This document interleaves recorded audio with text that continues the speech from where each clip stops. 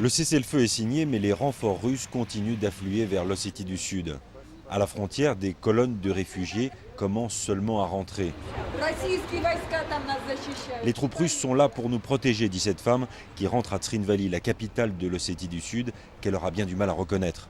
Les bombardements et les combats de rue ont laissé la ville à moitié en ruine, sans eau ni électricité. Les soldats russes sont partout et rien ici ne ressemble encore à la paix. Kazbek a survécu par miracle au bombardement de sa maison. Ça a commencé la nuit et on ne s'y attendait pas, explique-t-il.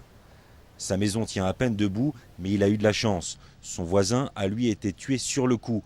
Les bombardements étaient si intenses que sa famille l'a enterré provisoirement au fond de son jardin. D'autres quartiers de Trinvali sont quasiment rasés. Ici, ceux qui l'ont pu se sont réfugiés dans des caves. Environ 200 personnes étaient dans celle-ci. 3 jours enfermés ici sans eau ni nourriture. Sans ce bunker, personne n'aurait survécu, explique cet homme. Ala est l'une de ces 200 personnes qui s'étaient réfugiées dans cette cave. J'entendais les soldats géorgiens nous insulter, dit-elle. Selon elle, jamais plus les Ossètes ne pourront vivre avec les Géorgiens. Autour de Trinvali, les villages où vivaient des Géorgiens sont vides et leurs maisons détruites. L'exo est géorgien et il vivait ici depuis 40 ans.